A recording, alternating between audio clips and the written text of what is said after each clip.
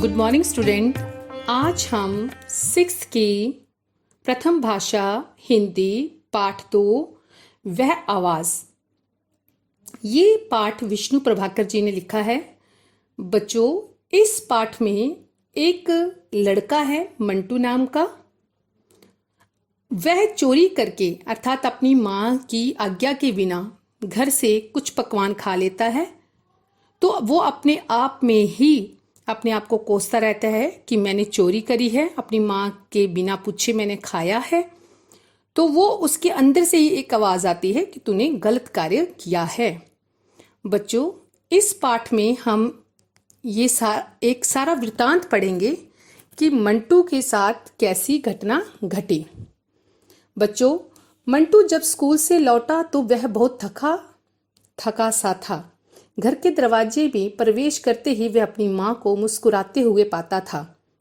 बच्चों, जब भी मंटू स्कूल से आता था तो वह हमेशा देखता था कि उसकी माता दरवाजे पे खड़ी मुस्कुरा रही है और उसका इंतजार कर रही है।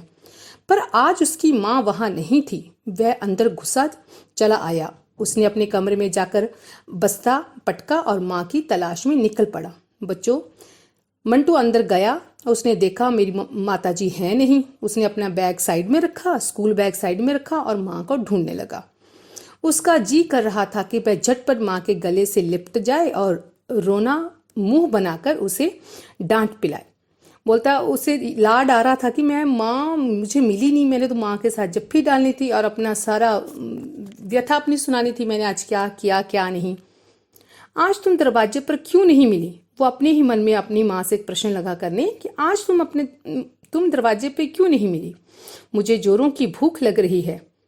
भूख की याद आते ही उसे लगा कि जैसे वह सचमुच ही भूखा है। वो अपने मन में सोच रहा था तो लेकिन उसे ऐसा फील हो रहा था कि वो सच से भूखा है। रोज ऐसा होता था। स्कूल से आने पर माँ उसे खाने के लिए देती थी, लेकिन आज तो सब कुछ उल्ट पुल्ट हो गया। आखिर बात क्या है? माँ कहाँ गई? सोचता सोचता वह रसोई के पास वाले कमरे में जा पहुंचा। वहीं बैठकर वह लोग खाना खाया करते थे। वह लोग बहुत अमीर नहीं थे, उनके घर में बढ़िया सी खाने की मेज भी नहीं थी, लेकिन फिर भी जिस दिन किसी का खाना होता उस दिन 2-3 छोटी छोटी मेजें जोड़कर उन पर चादर बिछा दी जाती थी और खाना लगा दिया जाता था। देखो, जब मंटू सभी कमरों में अपनी माता को ढूंढ रहा था तो एकदम से वो रसोई के पास वाले कमरे में जा पहुंचा, जहां वो बैठ के सारा परिवार खाना खाते थे। और उसने क्या देखा, वहां बढ़िया सी टेबल, 2-3 टेबल जोड़ के एक बढ़िया सी सुंदर सी टेबल बनाई है और टेबल बड़ी सुंदर सजा के रखी है। और उसके मन में ख्याल आया कि आज पक्का कोई ना कोई हमारे घर में आने वाला है, तभी ऐसा माताजी ने किया है, क्योंकि आमतौर पर उनके घर ऐसा नहीं होता था।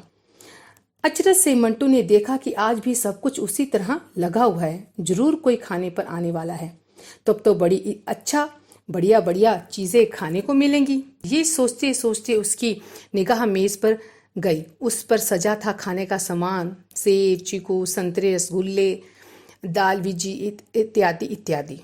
और उस टेबल पे इतना बढ़िया बढ़िया खाने का सामान लगा हुआ था। उसने सोचा, माँ जरूर रसोई घर में समोसे बना रही होगी।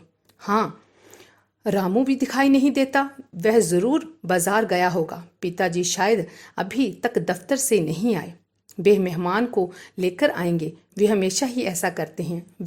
पर पम्मी अभी तक क्यों नहीं आई? जरूर उसके स्कूल में आज कोई खास बात होगी। बच्चों, जो मंटू होता है ना, उसे घर में कोई नहीं दिखाई देता तो वो अपने आप से ही बातें करना शुरू हो जाता है। अपने मन में बोलता, वाह, आज तो टेबल पर इतना सुंदर खाने का सामान लगा हुआ है। माँ जरूर रसोई घर में समोसे बना रही होगी और हमारा रामू भी नहीं यहाँ दिखाई दे रहा। पक्का वो बाजार में सामान लेने गया होगा। और अभी मेरी बहन पम्मी भी नहीं आई, पक्का जरूर उसे स्कूल में कोई काम होगा, तो इसीलिए वो अभी तक घर नहीं पहुंची। और लग रहा है पिताजी भी मेहमानों को लेकर ही साथ आएंगे। उसे लगा जैसा वह अकेला है, आसपास कोई नहीं है। सामने फल और मिठाइयाँ देखकर उसके पेट में जोर जोर से चूहे कूदने लगे। तभी उसने सुना जैसे कोई उसका नाम लेकर धीरे से पुकार रहा है, मंटू। मंटू चौंक पड़ा। उसने एकदम घूमकर पीछे की ओर देखा, लेकिन वहां तो कोई भी नहीं था। देखो, मंटू ने जब वहां खाने का सामान देखा तो उसे तो भूख लगी हुई थी। और वो उसके मुंह में पानी आ गया और उसने झट से खाना शुरू कर दिया। और जैसे ही उसने खाने लगा तो उसे एक आवाज़ आई पीछे से, मंटू। ऐसा लगा उसे किसी ने पुकारा हो। वो चौंक पड़ा। उसने एकदम से पीछे घूमकर देखा, लेकिन वहां कोई नहीं था। तब तक वह मेज के बिल्कुल पास आ पहुंचा। अब वह सब कुछ भूल गया। उसने हाथ बढ़ाकर एक चीकू उठा लिया, एक रसगुल्ला लिया और इधर उधर देखकर अपने दोनों चीजें खाईं। लेकिन बार बार उसे ऐसा लग रहा था जैसे किसी ने उसका नाम लेकर पुकारा है, मंटू तुमने ठीक काम नहीं किया। वह चोरी है, तुमने माँ से नहीं पूछा। देखो, जब मंटू चीजें खाने लगा तो उसे ना आवाज सुनाई दे कि मंटू तूने ठीक नहीं किया, तुमने चोरी की है, ये अच्छा काम नहीं किया। तुमने माँ के बिना पूछे चीजों को हाथ लगाया और खा लिया। इतने में चीखती चिल्लाती उसकी बड़ी बहन पम्मी भी वहां आ पहुंची और बोला थोड़ी देर में उसकी बहन पम्मी भी वहां आ पहुंची। उसने तेजी से अपना बस्ता पटका और बोली, अरे मंटू भाई, जानते हो आज हमारे स्कूल में क्या हुआ? मंटू ने उसकी बात पर ध्यान नहीं दिया, वह अपने में खोया रहा। पम्मी ने ये देखकर पूछा, अरे मंटू भैया, तुम ऐसे उदास क्यों बैठे हो? मम्मी कहाँ है? मंटू तलखी से बल्कि ऐसे गुस्से से बोला, मैंने मम्मी को नहीं देखा। पम्मी बोली, तो आओ हम देखते हैं। आज अशोक चाचा चाय पर आने वाले हैं, वह उन्हीं के लिए समोसे बना रही होंगी। ये कहती हुई पम्मी रसोई की ओर भागी। मंटू उसके पीछे चला। माँ रसोई घर में नहीं थी। दोनों बच्चे निराश होकर लौट ही रहे थे, तभी उन्होंने माँ को आते हुए देखा। वह मुस्कुराई और बोली, मुझे जरा देर हो गई, आज तुम्हारे अशोक चाचा आ रहे हैं, उनको हमारे मोहल्ले की बर्फी बहुत अच्छी लगती है, वही लेने गई थी। अच्छा आओ, कपड़े बदलो, हाथ मुंह धो, मैं तुम्हारा नाश्ता तैयार करती हूँ। बच्चों, जब मंटू सेब, चीकू, संतरे, रसगुल्ले ऐसे देख के उसके मुंह में पानी आ गया तो उसने एक रसगुल्ला उठाकर और चीकू उठाकर खा लिया। पर लेकिन उसके अंदर से आवाज़ आ रही थी कि तुम ये गलत कर रहे हो, क्योंकि माता के बिना पूछे आप खा रहे हो। तो इतने में उसकी बड़ी बहन आ जाती है। बड़ी बहन आती है और उसे अपनी स्कूल की घटना सुनाने लगती है, पर मंटू उसकी तरफ ध्यान ही नहीं देता। तो मंटू को वो बोलती है कि तू मेरी बात क्यों नहीं सुन रहा? पूछा, अरे मंटू तुम ऐसा उदास क्यों बैठे हो? और बहन ने पूछा, माता कहाँ है, माँ कहाँ है? मंटू ने बड़े बल्कि गुस्से से उसे उत्तर दिया, मुझे नहीं पता। तो पम्मी उसकी बहन बोली, तो हम दोनों चलो देखते हैं माता कहाँ है। पर आज हमारे घर में चाचा आने वाले थे, पक्का माता उनके लिए समोसे बना रही होगी, चलो रसोई घर में देखते हैं। पर जब वो रसोई में गए तो माता वहां भी नहीं थी।